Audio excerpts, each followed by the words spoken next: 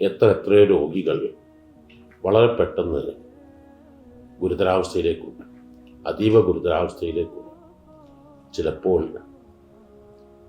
വിട പറയുന്നതിലേക്കും എത്തിപ്പോകുന്നു. രോഗം ചെറിയ രോഗങ്ങളായിരിക്കും. അതേ സ്ഥാനത്ത് ആ മുറിവ് ശ്രദ്ധിക്കാതെ ഗൗനിക്കാതിരുന്നാൽ വലുതായി അത് ശരീരം മുഴുവൻ നശിപ്പിക്കാൻ മനുഷ്യൻ്റെ ജീവന് വരെ ഹാനി വരാൻ കാരണമായിരിക്കും. എന്നാൽ ഏത് രോഗങ്ങൾ വരുമ്പോഴും തുടക്കത്തിലെ ട്രീറ്റ്മെൻറ്റ് വേണം. അതോടുകൂടെ തന്നെ അചഞ്ചലമായൊരു വിശ്വാസം, ഇതെല്ലാം സുഖപ്പെടുന്നതാണ്. ഡോക്ടർ 100% കൈവിട്ടാലും എന്നെ രക്ഷപ്പെടുത്താൻ എൻ്റെ റബ്ബിന്, എന്നെ സൃഷ്ടിച്ച റബ്ബിന് കഴിയും. ഞാൻ റബ്ബിനോട് മനമൊരുക്കി പ്രാർത്ഥിച്ചാൽ അത് നടക്കുക തന്നെ ചെയ്യുമെന്ന രോഗിയുടെ അചഞ്ചലമായ വിശ്വാസം.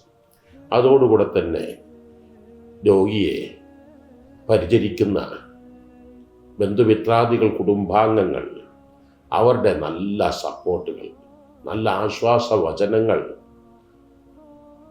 മുറിവ് വലിയ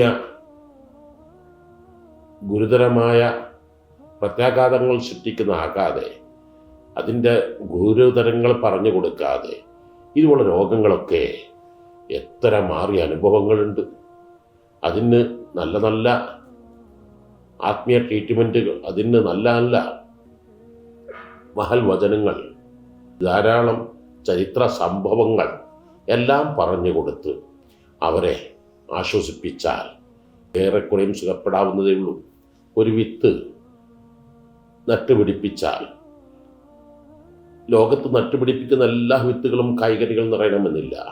എത്രയോ വിത്തുകൾ മുളച്ചു പൊന്തുന്നു, പിന്നത് അടുത്ത വെയിലിന് വാടുന്നു, അടുത്ത ദിവസം അത് കരിഞ്ഞു പോകുന്നു.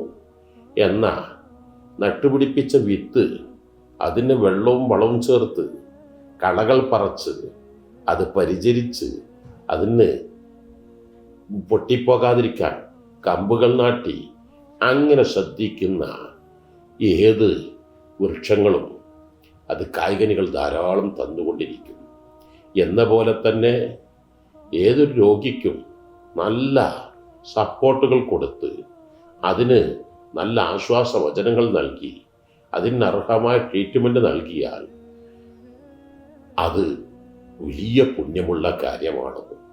പ്രവാചകൻ തിരുമേനി സ്വല്ലല്ലാഹു അലൈഹി വസല്ലം തങ്ങളോട് ഏറ്റവും അതിപ്രധാനമായ ആരാധനയെന്ന് ചോദിച്ചപ്പോൾ പറഞ്ഞത്, രോഗികളെ നന്നായി ശുശ്രൂഷിക്കുക, പരിപാലിക്കുക, അവരെ അവഗണിക്കാതിരിക്കുക, വേദനിപ്പിക്കാതിരിക്കുക, മാറ്റി നിർത്താതിരിക്കുക, അവർക്ക് ആശ്വാസ വചനങ്ങൾ പറഞ്ഞ് അവരെ കൈവിട്ടിട്ടില്ലെന്ന് ബോധ്യപ്പെടുത്തി കൊടുത്ത് അവരുടെ കൂടെ ഞങ്ങളൊക്കെയും ഉണ്ടെന്ന ഒരു നല്ല ഒരു ധൈര്യം അവർക്ക് നൽകി അവരെ പരമാവധി മനസ്സ് പവർഫുള്ളാക്കുക.